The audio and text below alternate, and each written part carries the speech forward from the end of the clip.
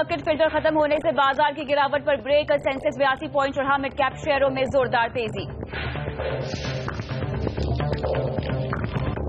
Credit card debit card fraud होने पर अब तुरंत मिलेगा पैसा। सीएनबीसी आवाज एक्सक्लूसिव। फ्री बेसिक्स पर जकरबर्ग का फरेब हुआ फेल। फेसबुक और फ्री बेसिक्स के सपोर्ट में मिले 19 लाख सुझावों को नहीं मानेगा TRAI। ऑड इवन पर सोमवार को दिल्ली हाईकोर्ट सुनाएगी फैसला। दिल्ली सरकार ने कहा प्रदूषण कम करने के लिए फॉर्मूले को और परखने की जरूरत।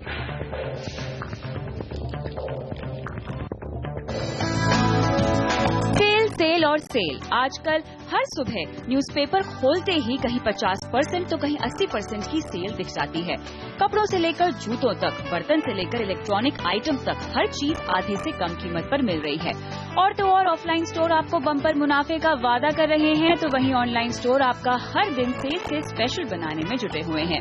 ढेरों प्रोडक्ट, अलग अलग कीमतें, अलग अलग प्लेटफॉर्म और कम कीमत में बेस्ट डील कहां से ले, इसका कंफ्यूजन, ये सब आखिर कैसे दूर हो? आपकी इन सब समस्याओं को सुलझाने के लिए हम एक बार फिर हाजिर हैं योर मनी के साथ। चलिए स्मार्ट शॉपिंग पर। तो चलिए आज हम आपको स्मार्ट शॉपिंग के टिप्स बताते हैं ताकि इस वीकेंड जब आप शॉपिंग के लिए निकलें तो सबसे बेस्ट डील लेकर वापस आए।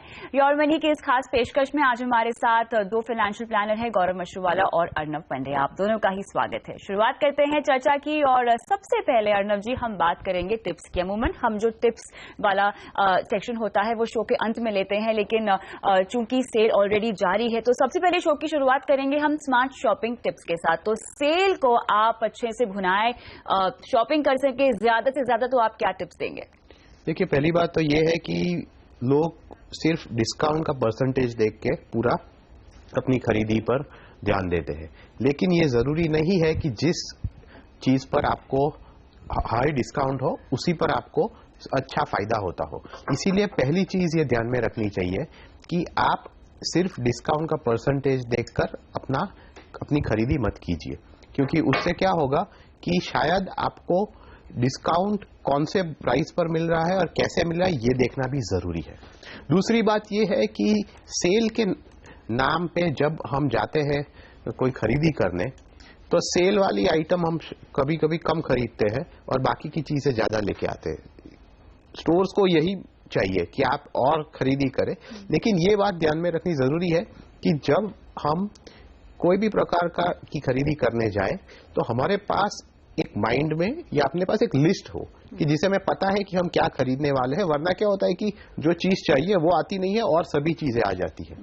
दूसरी बात ये भी है कि अगर हम लिस्ट नहीं बनाते तो एक और फायदा चला जाता है, खास करके सेल में, कि मान लीजिए आपको आज एक चीज याद आई, 3 दिन बाद दूसरी चीज याद आई, तो आपका जो पूरा जो आप खरीदी है वो पार्ट्स में बढ़ जाती है। अगर ये होता है तो कभी कभी हम ये एक बेनिफिट जो स्टोर्स देते हैं कि आपने मान लीजिए एक स्पेसिफिक अमाउंट की खरीदी की, तो उस पर वो एडिशनल या तो बेनिफिट देते हैं डिस्काउंट का, या आपको आप पेमेंट करते हैं तब आपको अपना कार्ड, क्रेडिट कार्ड या कोई बैंक डिस्काउंट देता है। तो अगर हम हमारा पूरा सेल जो है इस प्रकार हिस्सों में बांट लेते हैं तो ये बेनिफिट भी चला जाता है।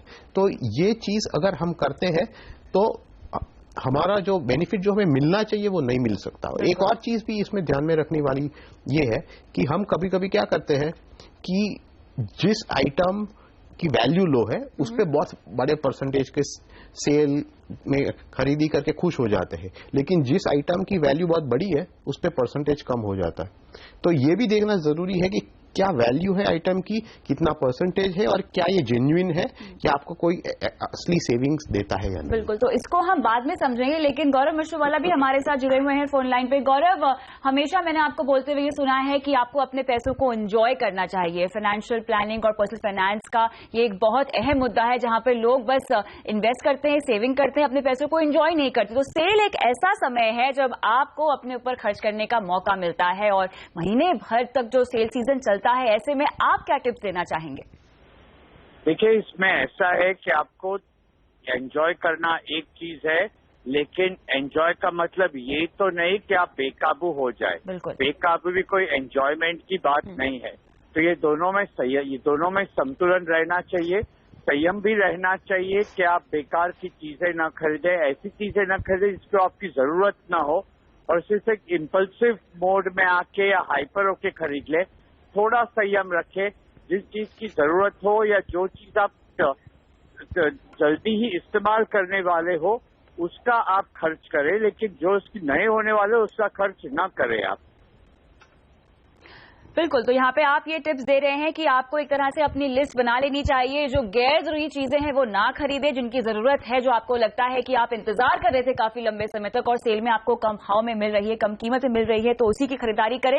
लेकिन अर्णव जी, एक सवाल ये उठता है कि रियल डील का पता कैसे चले? जैसे कि आपने भी कहा कि जो कम प्राइस वाली चीज होती है उस पर हमें लगता है कि अच्छा डिस्काउंट मिल रहा है, तो हमें लगता है कि अरे बहुत ज्यादा डिस्काउंट है, हम उसी को ले लेते हैं, लेकिन हम ये नहीं समझते कि असल में उस चीज की कीमत ही कम है, उसके ऊपर अगर आपको डिस्काउंट ज्यादा मिले या कम मिले तो भी आप पैसे उतने ही देंगे ऑलमोस्ट। तो ऐसे में जो रियल डील है उसका पता हमें कैसे चलेगा? देखिए, रियल डील का अगर आपको पता लगाना है तो आपको पहले तो थोड़ा होमवर्क करना चाहिए। यानी कि ऐसे नहीं कि आप एक दिन उठे और सडनली देखा कि ये कोई चीज है तो मैं ले लेता हूं, क्योंकि होमवर्क का मतलब ये होता है कि आपको जनरली पता होना चाहिए कि नॉर्मल कोर्स ऑफ इवेंट्स में कोई आइटम किस भाव पे आपको मिल रही है। क्योंकि अभी क्या हो गया है कि इतनी सारी ऑनलाइन ऑप्शंस है आपके पास, तो ये ऑनलाइन ऑप्शंस में और खास इवन स्टोर्स में जो एक नॉर्मल प्राइस होती है जिस पे आपको मिलता है, आपको ये देखना चाहिए कि उस नॉर्मल प्राइस के बजाय आपको डिस्काउंट कितना मिल रहा है। क्योंकि काफी बार क्या होता है कि मान लीजिए कोई चीज है जो 2000 में नॉर्मल प्राइस में मिलती है, पर उसका एक्चुअल प्राइस होता है 3500। तो ये जब डिस्काउंट का 50% आता है तो वो 3500 पे वो दिखाते हैं, तो आपको एक्चुअली नॉर्मल प्राइस से शायद 10% ही कम मिला हो, लेकिन कम है, लेकिन परसेंटेज कम है। तो आपको ये समझना पड़ेगा कि एक्चुअल आपको ये कितने में मिल रहा है और क्या उससे कम है। क्योंकि काफी बार क्या होता है कि जो नॉर्मल प्राइस है और ये सेल में जो प्राइस है उसमें कुछ बहुत फर्क नहीं रहता, तो इसमें आपको कोई बेनिफिट नहीं मिलता। दूसरी बात ये भी है कि जब आप रियल डील्स ढूंढने जाए तो आपको ऐसे नहीं कि एक ही जगह में देखा और आपको लगा कि भाव कम है तो मैंने ले लिया।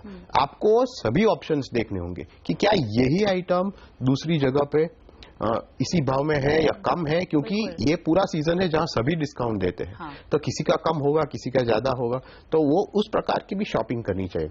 और तीसरी बात ये भी है कि जब आप फिजिकल स्टोर्स में जाते हैं तो लोग जो आगे आगे होते हैं वहां पर सब कुछ देख लेते हैं, लेकिन मेरा एक्सपीरियंस तो यही है कि अगर आपको बहुत अच्छा बेनिफिट या बहुत अच्छा कोई गेन चाहिए तो आपको हर कोने में भी देखना पड़ेगा, क्योंकि इस प्रकार की बेनिफिट कहीं पर भी स्टोर में रह सकती है और खास करके आपको जो चाहिए वो बेनिफिट, तो इसका आपको ध्यान रखना चाहिए। बिल्कुल, तो क्लियरली यहाँ पर हमें अपना होमवर्क करने की जरूरत है। साथ ही जैसा कि अर्णव जी ने भी बताया है कि जितने भी डिस्काउंट्स आपको मिल रहे हैं, चूंकि महीने भर तक चलते हैं ये सेल सीजन, तो आपको डील्स का पता होना चाहिए, कुछ खुद रिसर्च आपको खुद भी करनी चाहिए।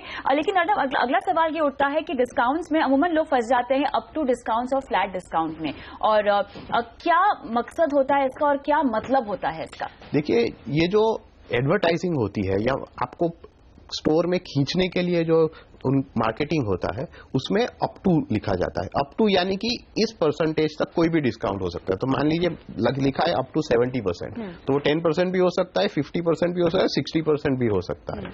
और उसके सामने जब फ्लैट डिस्काउंट होता है वो आपको पता है कि हर एक आइटम या जो भी आइटम उसमें इंक्लूडेड है उसमें इतना परसेंटेज है ही, यानी कि आपको कैलकुलेट करना आसान होगा। मान लीजिए कि आपको पता है कि कोई चीज 1500 में मिल रही है और वहां लिखा है फ्लैट डिस्काउंट 50%, तो आपको पता है कि ये 750 में आज मुझे मिल रही है। लेकिन अगर अप टू है तो पहले तो आपको देखना पड़ेगा कि अप टू में इस आइटम पे कितना डिस्काउंट है और वो कैसे कंपेयर होता है। तो लोग क्या है कि हायर परसेंटेज देख के दौड़ जाते हैं। हाँ, लेकिन दूसरी बात ये भी है कि जिस चीज आपको चाहिए उस पे कितना डिस्काउंट है वो भी इम्पोर्टेंट है, क्योंकि ऐसा भी हो सकता है कि आपको जो चाहिए वहां पर डिस्काउंट कम है या डिस्काउंट है ही नहीं और दूसरी सब चीजों पे डिस्काउंट है, तो ये भी देखना जरूरी है। पर ये फर्क भी बहुत इंपॉर्टेंट है कि फ्लैट डिस्काउंट में आपको पता ही है कि मुझे इतनी बेनिफिट है, जबकि अप टू में आपको पहले थोड़ा देखना पड़ेगा कि एग्जैक्ट सिचुएशन क्या है। बिल्कुल, गौरव हमारे साथ शो में भी स्टूडियो में जुड़ चुके हैं। गौरव, हम बात कर रहे हैं यहाँ पे रियल डील्स की, कैसे इनको आइडेंटिफाई किया जाए। तो अर्नब का कहना अब तक तो ये है कि आपको अपना होमवर्क करके जाना चाहिए और फ्लैट और अप टू डिस्काउंट का पता आपको होना चाहिए। आपको क्या लगता है किस तरह से हम डिस्काउंट को समझे और उसके पीछे जो हिडन चार्जेस है उनको समझ के समझदारी से सेल में शॉपिंग कर सके? देखिए, इसमें कई दफे रजिस्ट्रेशन चार्जेस होते हैं, इसमें और जो होता है वारंटी की बात होती है।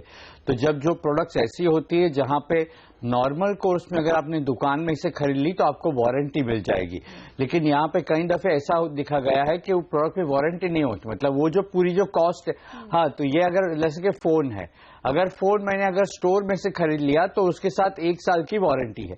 यहाँ पे ऐसा दिखा गया है कि वारंटी नहीं है, तो फोन आ गया, बाद में अगर कोई भी दिक्कत हुई तो कोई रिपेयर करेगा नहीं। कई ऐसे भी देखा गया है कि आपको जो मैन्युफैक्चरर है वो सपोर्ट नहीं करता। तो ये चीज सब वजह से एक तो आपका डिस्काउंट ज्यादा हो सकता है, लेकिन आपको प्रॉब्लम है।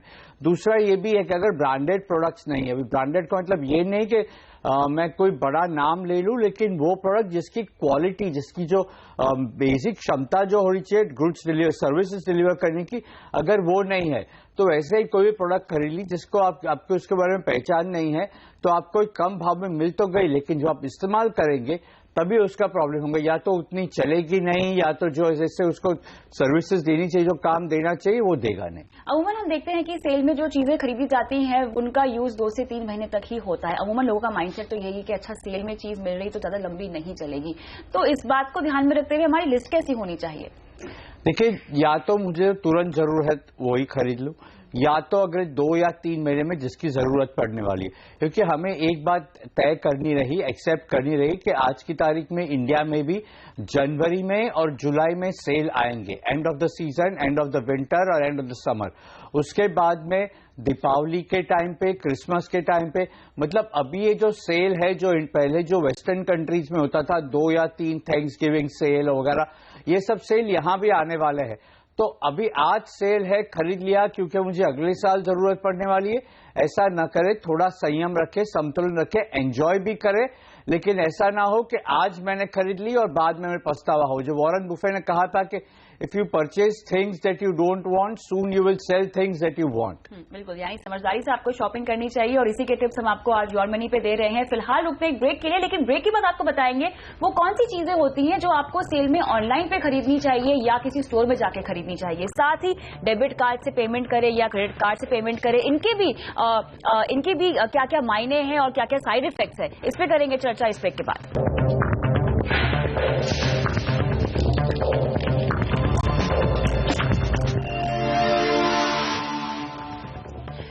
योर मनी में आज हम करा रहे हैं आपको स्मार्ट शॉपिंग। जिस तरह से सेल सीजन चल रहा है, कैसे आप समझदारी से शॉपिंग कर सकते हैं और कैसे इस सेल सीजन का फायदा उठा सकते हैं, इस पर हम कर रहे हैं चर्चा। और मेरे साथ बने हुए हैं अर्नब पंड्या और गौरव मशरूवाला। चर्चा को आगे बढ़ाते हैं अर्नब जी, और यहाँ बात करेंगे ऑनलाइन और ऑफलाइन की। जैसे कि हम सब जानते हैं कि ऑनलाइन सेल जो है वो कड़ी टक्कर दे रही है ऑफलाइन यानी स्टोर्स या रिटेल स्टोर्स में जो सेल होती है उन्हें। लेकिन ऐसे में अब ग्राहकों के लिहाज से अगर हम देखें तो अच्छी डील्स और अट्रैक्टिव प्राइसेस तो दोनों ही जगह हैं, लेकिन वो कौन से आइटम्स हैं जो हमें ऑनलाइन ही खरीदने चाहिए और कौन से आइटम्स हैं जो हमें ऑफलाइन यानी स्टोर में जाकर खरीदने चाहिए तो फायदा होगा? देखिए, अगर आप देखें तो स्टैंडर्डाइज आइटम है जिसमें कुछ यूज करना में कोई प्रॉब्लम नहीं है, कंपेयर करना इजी है, वो ऑनलाइन भी आप कर सकते हैं, वो इजी रहता है। लेकिन जो आइटम्स है, जैसे कि मान लीजिए फास्ट फैशन है, यानी कि आपको वो फैशन सिर्फ देखने से पता नहीं चलेगा, आपको ट्राई करना पड़ेगा, फिटिंग कैसा है, ये सब हो। इस प्रकार की आइटम्स आपको ऑफलाइन ज्यादा बेहतर रहेगा, क्योंकि आपको सिर्फ प्राइस ही नहीं देखनी है, उसमें उसके साथ आपको ये भी देखना है कि क्या वो आपके लिए एग्जैक्टली सूटेबल है या नहीं। दूसरी चीज होती है कि जब आपको पता है कि कोई स्टोर हो या कोई प्रोडक्ट हो जिसमें पूरे साल भर डिस्काउंट नहीं आता है और सिर्फ इसी टाइम आता है, तब उसका शायद ऑफलाइन आपको ये बेहतर पड़ेगा, क्योंकि ये डिस्काउंट नहीं आता तो आपको ऑनलाइन भी उसका डिस्काउंट साल में मिलने वाला नहीं है। तो यही एक समय होता है जब वो अपने प्रोडक्ट्स अपने स्टोर से पुश करने के लिए सेल देते हैं, और उस समय आपको ऑफलाइन सेल ज्यादा बेहतर रहेगा। तो इस प्रकार की आइटम्स जहां आपको डिस्टिंग्विश करना पड़ता है, आपको अपने हिसाब से लेना पड़ता है, वह ऑफलाइन में बहुत अच्छे रहते हैं, क्योंकि उसमें आपको फिर कन्वीनियंस रहेगा, यानी कि फिर रिटर्न्स और उसमें प्रॉब्लम्स कम रहेंगे, जबकि कोई भी कॉमन प्रोडक्ट हो जो आप सिर्फ कंपेयर करके प्राइस ही एक चीज है जिस पे आप वो खरीदी करने वाले हैं, तो वो ऑनलाइन में बेहतर रहता है। तो यहाँ पे मेरे ख्याल से अर्णव जी का कहना इलेक्ट्रॉनिक्स गुड्स पे होगा या मोबाइल गैजेट्स वगैरह चीजें जो हमें कम कीमत में मिलती हैं ऑनलाइन, उसकी शॉपिंग हम ज्यादा होती हुई देखते हैं। लेकिन यहाँ पर भी क्या हमें ऑनलाइन से ऑफलाइन से कंपेयर करना चाहिए ऑनलाइन प्राइसेस को, और किस तरह की सावधानियां बरतनी चाहिए अगर हम ऑनलाइन शॉपिंग करें सेल सीजन में? देखिए, जब परचेज करते हैं, जो अगर ऑनलाइन करते हैं, क्रेडिट कार्ड से कर रहे हैं, तो वेबसाइट सिक्योर्ड है कि नहीं, उसकी पेमेंट मैकेनिज्म क्या है, कौन से जो स्क्रीन है लैपटॉप से या फोन से कर रहे हो, हमारा पर्सनल है या कॉमन है। अगर बहुत सारे लोग उसका इस्तेमाल कर रहे हो, जैसे कि कॉमन पब्लिक प्लेस में हो, तो उससे न करें, क्योंकि वहां पे संभावना है कि हमारा कार्ड कहीं पे कॉपी हो जाए, हमारी डिटेल्स कहां पे कॉपी है, नंबर 1। उसके बाद में एक दफे शॉपिंग कर ली तो कैश मेमोरी जो होती है उसको क्लीन कर ले, वो ऑप्शन रहता है, ताकि हमारी कोई भी डिटेल्स या कौन कौन से पेजेस पे गए वो पूरा मेमोरी में से निकल जाएगा। सो ये दूसरी चीज है। तीसरा ये भी है कि किसी भी हालत में हमारी जो डिटेल्स है ये किसी और को न दे, क्योंकि कोई बाजू में बैठा है उसको बोला कि ये नंबर लेके की इन कर दे और मेरी जगह परचेज। ये सब छोटी छोटी चीजें हैं, लेकिन अगर कहीं पे हमारा को जो वन टाइम पासवर्ड है, हमारा जो पासवर्ड है, हमारी जो डिटेल्स है, अगर कंप्यूटर में रह गई तो उसका गलत इस्तेमाल हो सकता है, और फिर जो प्रॉब्लम्स जो होते हैं, अगर उसका मिसयूज हो गया, बड़ी रकम के खर्च हो गए, इसे किसी ने कर दिया, तो फिर और ज्यादा दिक्कत होगी। तो ये सब ध्यान में रहे। अच्छा अर्णव जी, हमें अमूमन योर मनी में सवाल आते हैं जहां पर लोग कहते हैं क्रेडिट कार्ड हम इसीलिए इस्तेमाल करते हैं ताकि हम शॉपिंग कर सके। उनका मेन मकसद क्रेडिट कार्ड होने का बस यही है कि वो या शॉपिंग करें या वो ट्रैवल करें। लेकिन अगर शॉपिंग में फोकस करना चाहूं तो कई बार हम रियलाइज नहीं करते हैं कि हमारे पास इतनी लिमिट है। हमें लगता है कि इतनी लिमिट अवेलेबल है तो हमें उसे पूरा इस्तेमाल कर लेना चाहिए और जितना हम चाहें हम उतनी शॉपिंग कर सकते हैं। ऐसे में क्या वो टिप्स आप देंगे हमें क्रेडिट कार्ड को समझदारी से इस्तेमाल करना चाहिए सेल सीजन में? देखिए, पहली तो चीज है सेल्फ कंट्रोल, यानी कि आपको पहले ये तय करना है कि मैं इस अमाउंट का शॉपिंग करूंगा। अगर आप ये नहीं कर सकते, आपको पता ही है, और आप वो है जो कहते हैं कि देखिए मैं तो जाता हूँ शॉप में तो ज्यादा स्पेंड करके आता हूँ, तो आप एक काम कीजिए, क्रेडिट कार्ड घर रख के जाइए, क्योंकि जितने चाहिए उतना ही कैश लेके जाइए। तो पहली चीज ये है। दूसरी चीज ये है कि ऐसे ना हो कि आपने एक फिगर फिक्स कर दिया 3000, तो मैं 3000 का ही शॉपिंग करूंगा, तो उसमें आपने स्पेसिफिक आइटम्स भी लिख लिए, क्योंकि ऐसा हो सकता है कि जो आइटम्स आपको जिस प्राइस पे चाहिए वो ना मिले। हर एक बार जब आप प्लानिंग करते हैं शॉपिंग के अमाउंट्स की, तब उस अमाउंट में एक ऐसा पार्ट भी रखिए जिसमें जो एक एक्स्ट्रा हो, ताकि क्या होगा कि अगर आपने कोई एक्स्ट्रा चीज देख ली कि मैंने इसमें मुझे अच्छी बेनिफिट मिल रही है पर मैंने शायद पहले सोची नहीं थी, तो वो भी इंक्लूड हो सके, पर ओवरऑल आपके बजट में हो। तो ये दो चीज कीजिए, आपके लिए आसान हो जाएगा। पर उसके इम्पोर्टेंट एक ये भी है कि ऐसे नहीं होता कि हर एक के लिए कॉमन टिप होती है। कई लोग को कोई स्पेसिफिक रूट अच्छा लगता है, यानी कि कोई लोग कहते हैं कि मैं क्रेडिट कार्ड घर पे रख के जाऊंगा, कोई कहता है कि मैं सिर्फ डेबिट कार्ड लेके जाऊंगा, कोई तीसरा कहता है कि मैं ऐसा डेबिट कार्ड लेके जाऊंगा जिस अकाउंट में मैं सिर्फ स्पेसिफिक अमाउंट लोड करके जाता हूं, जिससे मैं इससे ज्यादा स्पेंड ना करूं। तो आपके लिए क्या सूटेबल है, आप अपने आप को पहचानिए और फिर अपना शॉपिंग कीजिए। और एक भी जरिया है, जो अगर ऑनलाइन आप कर रहे हैं तो आप बैंक को कह भी सकते हैं, वो लोग एक टेम्पररी क्रेडिट लिमिट सेट कर देते हैं। आपको 16 डिजिट का नंबर मिलता है, जैसे हमारा नॉर्मल कार्ड होता है, लेकिन उसमें एक फिक्स रकम रहती है, उससे ज्यादा आप खर्च कर ही नहीं पाएंगे। तो ये भी आप करवा लें, उससे दो फायदा है। एक तो ऑटोमेटिक आपका वो जो आपकी जो लिमिट है उसके तरीके आप खर्च कर पाएंगे, और ये जो नंबर है उसकी वैलिडिटी कभी कभी सिर्फ 24 घंटे रहती है, उसके बाद में ये एक्सटिंग्विश हो जाता है। तो उसमें फ्रॉड होने के और कोई प्रॉब्लम होने की संभावना काफी कम है। तो अगर ऑनलाइन कर रहे हैं तो ये भी एक ऑप्शन है जिसका आप कंसिडर कर सकते हैं। साथ ही हमें रिवॉर्ड पॉइंट्स और लॉयल्टी पॉइंट्स का भी फायदा उठाना चाहिए सेल सीजन के दौरान। हाँ, काफी सारे रिवॉर्ड पॉइंट्स होते हैं और ये आपको उठाना चाहिए। क्रेडिट कार्ड्स पे रिवॉर्ड पॉइंट्स होते हैं, जो स्टोर्स होते हैं उनके कार्ड पे भी रिवॉर्ड पॉइंट्स होते हैं। तो अगर आप दोनों ले सके तो अच्छा है, क्योंकि उसमें क्या होगा कि आप पहले प्राइस पे एक डिस्काउंट ले रहे हैं, फिर अगर आपका शॉपिंग थोड़ा बड़ा हो तो ओवरऑल प्राइस पे एक क्रेडिट कार्ड वाला भी आपको बोलेगा कि 10% एक्स्ट्रा डिस्काउंट, वो दूसरा मिल रहा है। इसके बाद आपको क्रेडिट कार्ड पॉइंट्स मिल रहे हैं, अपने स्टोर के पॉइंट्स मिल रहे हैं। अगर ये सब आप जितना और इसका बेनिफिट ले सके, अगर आप यूज करने वाले हो पॉइंट्स तो प्रॉपर्ली। लेकिन ये बहुत समझदार तरीका है अपनी शॉपिंग को इजीली करने का और ज्यादा पैसे बिना खर्च किए करने का। लेकिन इसके अलावा अगर आप कोई बिग टिकट परचेज कर रहे हैं या कोई महंगी चीज खरीद रहे हैं जिसके लिए अगर आप EMI ऑप्शन अपनाना चाहते हैं, तो इस EMI ऑप्शन का मतलब क्या है, क्यों स्टोर्स ये ऑप्शन देते हैं और किस तरह से इसके पीछे की डिटेलिंग होती है, इस पे करेंगे बात योर मनी में इस ब्रेक के बाद।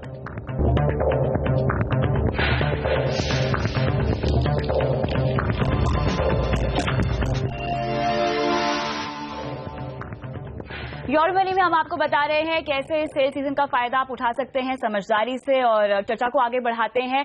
गौरव जी, बात करेंगे EMI ऑप्शंस की, जो कि अगर हम कोई बिग टिकट परचेज करना चाहते हैं, कोई महंगी चीज खरीदना चाहते हैं, तो अमूमन इस तरह के ऑफर्स आते हैं जहां पे आपको कहते हैं कि 0 इंटरेस्ट EMI है, या अगर आप EMI ऑप्शन लेते हैं 6 महीने की, 3 महीने की, 12 महीने की, तो इतना आपको पैसा देना होगा। तो इसका मतलब क्या है और क्या हमें as a consumer, as a buyer इस तरह के ऑप्शन अवेल करने चाहिए?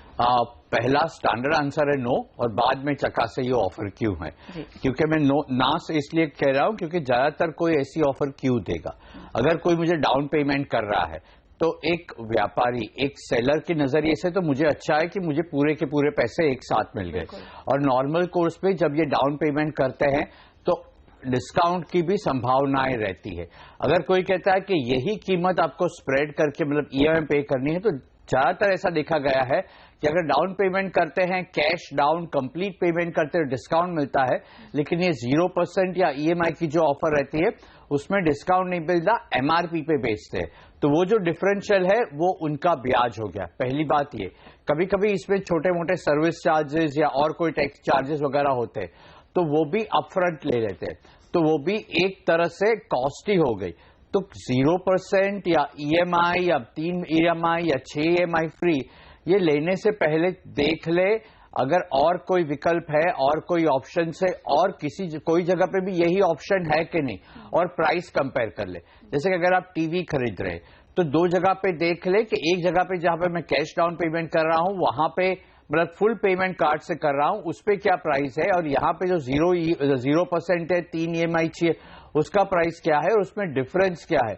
उसके बाद में अगर आपको लगता है कि दोनों प्राइस सेम है और कंसिडर करना है तो करे, नहीं तो ज्यादातर अगर आपके पास पैसे नहीं है तो जो चीज आप सिर्फ आपके मौज शौक के लिए ले रहे उसके लिए ये बराबर नहीं है। बिल्कुल, तो यहाँ पर EMI का ऑप्शन पहले तो गौरव जी ने मना कर दिया। अर्नव जी, आपका क्या कहना है, खासतौर से जब हम क्रेडिट कार्ड पे शॉपिंग करते हैं और अगर वो 0% इंटरेस्ट ना हो तो हमें किस तरह से जितना जल्दी हो सके उस लोन को जो हम लेते हैं क्रेडिट कार्ड पे उसको चुका देना चाहिए? नहीं, पहली बात तो देखनी चाहिए कि ये 0% है या नहीं, क्योंकि काफी बार क्या होता है कि ऑफर क्रेडिट कार्ड से आती है और वो क्रेडिट कार्ड वाला अपना इंटरेस्ट लगाता है। बिल्कुल। तो प्राइस आपको वहां से 0% दिखेगा, क्रेडिट कार्ड के वहां से 36% हो जाएगा।